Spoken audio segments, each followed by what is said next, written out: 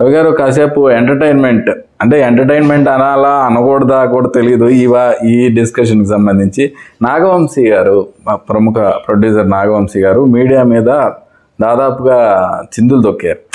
మీరు రాయకపోతే మాకేం నష్టం లేదు, సినిమాని ఎలా బయటికి తీసుకురావాలో మాకు తెలుసు అని ఆల్మోస్ట్ ప్రతి మాట వార్నింగ్ లాగా ఇచ్చారు. దీనికి సంబంధించి వర్మ ఆర్జీవీని క్వశ్చన్ చేస్తే ఏ తప్పే ఉంది, పెద్ద పెద్ద షోరూమ్ల గురించి పెద్ద పెద్ద ప్రోడక్ట్స్ గురించి మాట్లాడుతున్నారు, దీని గురించి ఎందుకు మాట్లాడకూడదు అన్నారు. అసలు దీన్ని ఎలా చూడాలి? వాస్తవంగా అండి చాలామంది సోషల్ మీడియా పట్ల, మీడియా కూడా ఆ మాటకు వస్తే సోషల్ మీడియాని పైకి అంటూ ఉంటారు. మీడియాలో రాయటము, రాయకపోవటము, రాయనివ్వడం ఏదో తమ చేతుల్లో ఉందని భావించటం ఇది అసలు మొట్టమొదటి పొరపాటు. ఇది అసలు ఈ ఆలోచన అవాస్తవికమైంది, కొంచెం అప్రజాస్వామికమైంది. కానీ ఇప్పుడు మీరే చొక్కా వేసుకోవాలి, లేదా ఏం మాట్లాడాలి, ఏం తినాలి ఎవరు చెప్పలేరు. అలా ఎవరైనా చెప్తే కూడా తప్పని రాజకీయంగా మనం చెప్తున్నాం కదా బయట.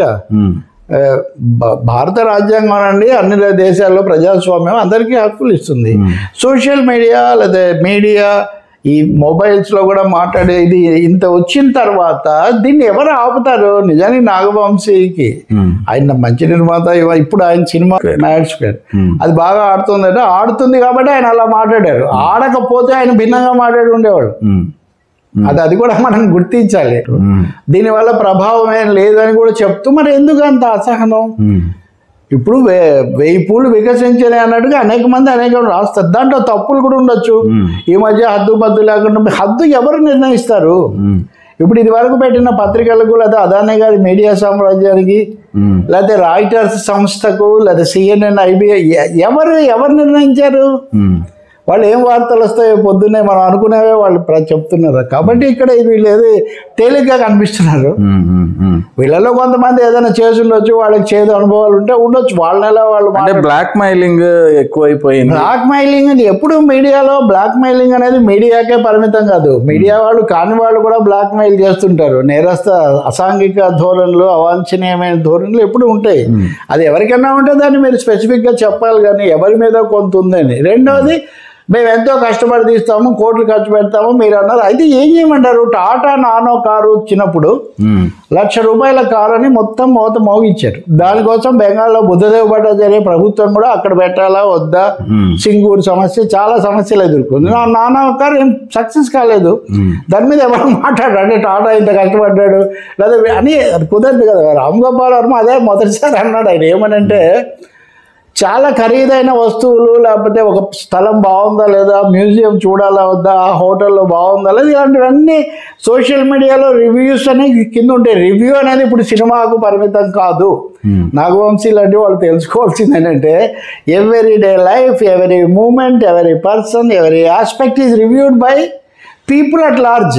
ఒక్కరు అని కూడా కాదు ఇక్కడ ఏదో సమీక్షకులు. కొంత ఆయన తన కనబడే ఆ హాల్లో కూర్చునే 120 మంది వాళ్ళే సమీక్షకులు అనుకుంటే చాలా పొరపాటు. అలాగే ఇంకో మాట, అనుకూలంగా రాస్తే ఇలాగే చెప్తారా,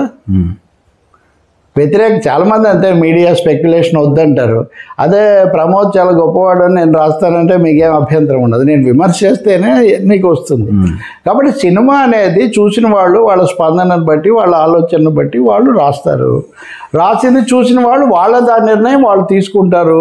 ఇప్పుడు చూసేవాళ్ళ మీద మనకు నమ్మకం లేదు కాబట్టి దాన్ని చూసేవాళ్ళు కూడా సమీక్షిస్తారు. దాన్ని సమీక్షించుకున్న తర్వాతే ప్రేక్షకుడు నిర్ణయానికి వస్తాడు. చాలా మంది అదేం లేదు, వాళ్ళు ఊరికనే పోతారు. కాబట్టి ఈ అసహనం లేదు, విమర్శించకూడదు, మేము కష్టపడ్డాము. పుస్తకాల రచయితలు కూడా అంతే. మీరు సాహిత్య పేజీలు చదవండి, ఇప్పుడు అందరు సరిగా ఉండట్లేదు, ప్రతిదాన్ని విమర్శిస్తున్నారు, కొంతమందిని నెత్తిరెత్తుకు చెప్తూ ఉంటారు. ఇవన్నీ నిలబడేవి కాదు. రెండో దాన్ని ఎవరు ఆపలేరు కూడా. ఇప్పుడు రాజకీయంగా తీసుకోండి, కాశ్మీర్ ఫైల్స్, కేరళ ఫైల్స్, లేకపోతే ఇలాంటి సినిమాలను మొన్న కూడా వచ్చింది కదా, ఆ సినిమాలను చాలా మీరు ఆకాశానికి ఎత్తారు చాలామంది. చావా అదే సమయంలో ఇప్పుడు ఎంపురాన్ అంత హిట్ అయ్యి బాగా వసూలు, దాని గురించి ఏం రాయట్లేదు మన మీడియా.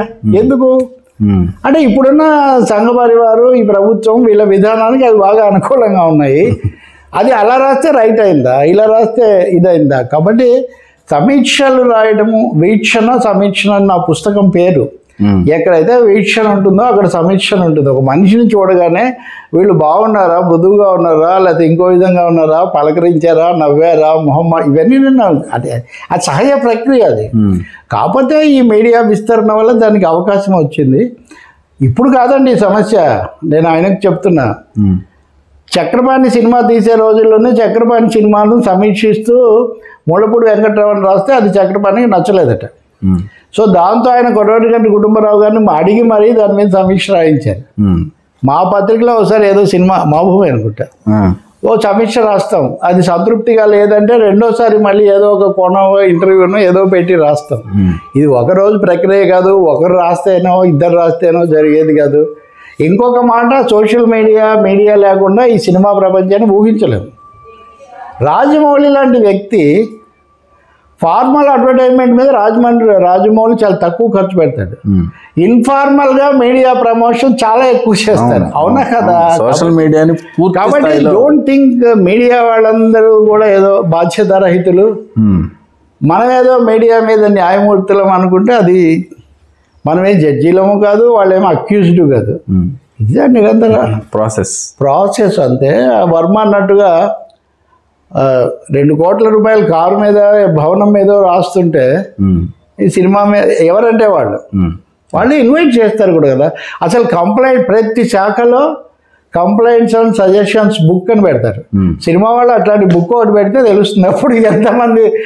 ప్రతి సినిమా థియేటర్ మధ్యలో complaints and suggestions, reviews and opinions book అని పెట్టమనండి, అప్పుడు తెలుస్తుంది. అంటే నేను కొత్తగా సజెషన్ చేస్తున్నా వాస్తవానికి.